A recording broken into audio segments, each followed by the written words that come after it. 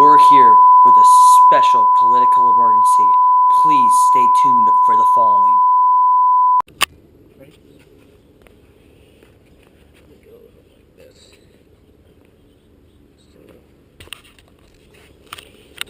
Okay. Summertime's great. Just hunting some gators. Yeah. But you know what I did the other day? I was at Michael Dukakis. Oh, the I one at saw La you Jolla there. Country Day. Yeah, I saw you there. Yeah, that was. He did a really good job. What do you think about it? No, he didn't. How? I thought Okay. it was There's really a good. He talked about a few things that I didn't necessarily like. Let me see. I took some notes on it. Yeah, I did too. I know that he talked about healthcare. That's a big thing. Well, let's not get into that yet. You know. Right, but I need to talk. We need to talk about that, but that's too big to start He out with. told us how he served 3 terms and he teaches at UCLA. Yeah, I think he was a really good governor for Massachusetts. What else did he 3 talk terms. about? Oh, you know what else he talked about? The high-speed rail. Oh, the high-speed rail. What do you think about that? Well, you know, I'm not necessarily in favor for it because it's all.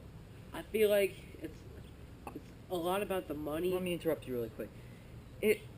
I think it's a good thing, but it's really expensive. But if you think of how much we just paid to be at war, $10 billion a month, and we were there for a long time, that money could have been used for a high-speed rail. We need to get our priorities up. Like, we need to fix... No, because we need to put that towards our national debt. See, you guys aren't concerned about national debt. We need that should be our main priority. I know healthcare and the high-speed rail would be nice, and I do care for healthcare. Well, but I do think that we need to pay off our national debt, or at least work towards it. yeah, our national debt is really high right now. I think it was over $13 trillion. Yeah, I know. But there's 54 million Americans without healthcare. I know that. But I feel like once we work towards our national debt, we can also inch by inch work towards healthcare. And then I feel like once we pay off a lot of the national debt, we can put more of our money into the healthcare. But every single year, our debt gets deeper. We're not paying it off. We're making it worse. Well, we need to do something about that. That's something that Obama has not done. I think Obama's doing a great job, though. Not at all. He is not doing a great job. He hasn't done anything. He said, his slogan, "Yes, we can." He's just made our country worse. Well, I don't agree with him. 54 million Americans live without health care. And those 54 million Americans deserve to have health care. And I think that as a country, our president needs to step up, and we all need to step up and figure out a health care plan that's equal for everyone, with deductibles that are $5,000 to $10,000 or even more. Well, first of all... Wait, let me finish really quick. People who make $25,000 to $40,000 a year to pay $5,000 to $10,000 if they get injured is almost 25%. It could be up to 25% of how much they make a year. That is a huge amount of money for people who are trying to raise a family or do other things. Do you know that 1 out of $5 will be spent on healthcare in the U.S.? I didn't know that. It will soon be spent on the healthcare in the U.S. We usually spend $2.7 trillion on healthcare per year. And that's just decreasing our national debt. We need to put some of that money back into the national debt. Because if we just keep lowering and lowering and lowering, getting ourselves deeper and deeper and deeper, that will not be good for our country. Okay. Our economy is a mess. Well, here's the thing. Obama is not doing a great job of fixing it like he said he would. If you go to Canada, everybody has health care. But it could take you 3 weeks to get a doctor's appointment. And everything isn't exactly how you need it. We need to make a health care that's better than Canada's, but everybody can have it. And the 54 million Americans that don't have it, we need to figure a way so everybody can have it. But I think we should get over this healthcare topic since we're not going anywhere and talk about that high-speed rail. Now, alright, we can switch subjects. High-speed rail? Well, see, high-speed rail has some good... It would help us. Now, from what I read, now one sec, let me grab this. Yeah. From what I read about the high-speed rail, which I'm gonna just show a couple points, and you can tell me if you agree with them. The high-speed rail is a rare area where business, labor, and environmental activists are often in agreement. Republican Transportation Secretary is a fan of high-speed rail, along with President Obama and Vice President Biden. Yeah, okay, let me interrupt you there.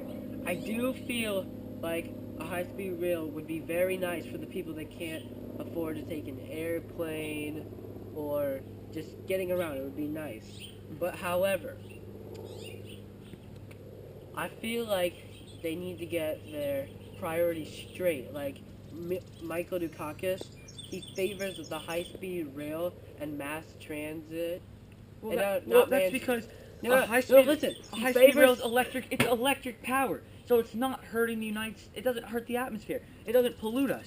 It also, it's the same amount of time as flying on a plane, but it's cheaper, and it's running on cleaner energy.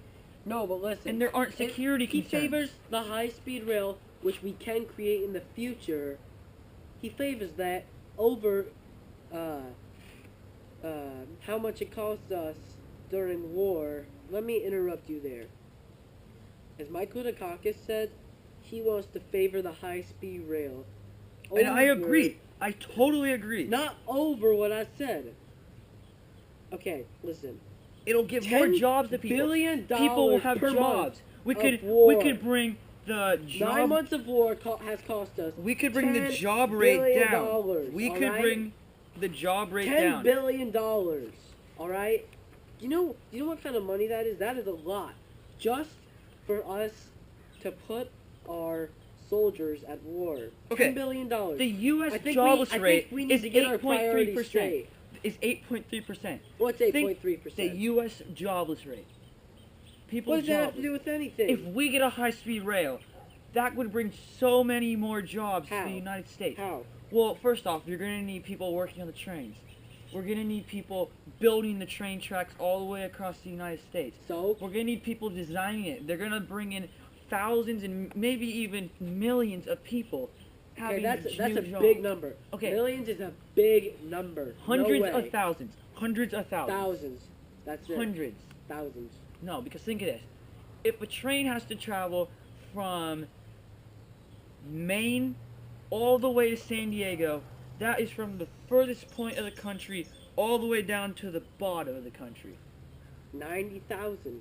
It's a lot of people, I know. But we need to get our priorities straight.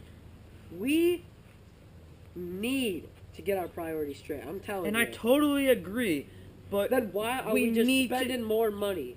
because Why? we need stuff that'll help the economy. It'll stimulate the economy. It'll make things go up that will help us in the long run. If we can get more jobs to people, we can have people that can actually pay their taxes and That's not why hide we from the lower police. our taxes. It creates more jobs. Do you know how many more people would have jobs? That would make our We economy can't lower our so taxes. much better. We need to raise so the much taxes. better. You know what? I'm done with talking about taxes. This isn't getting us nowhere. What I do want to talk about is the military. Right now, do you think we are Fine, spending we too can, much we can or get too off the less? taxes, but you're getting into an even stronger topic with me. What do you want? Well, okay. Well, first off, I really think that, like Dukakis said, we do not need the 837 military bases around the world.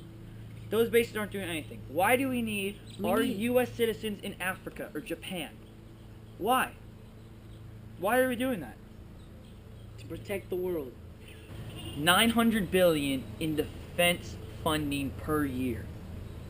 900 billion. That's almost $1 trillion. We didn't Good spend, job, buddy. If we didn't spend that much money, we could take, in 13 years, we could probably get rid of our $13 trillion. There's no... See, you guys aren't even concerned on this. You're just saying that to make me happy, but you are not concerned on that, alright? Okay.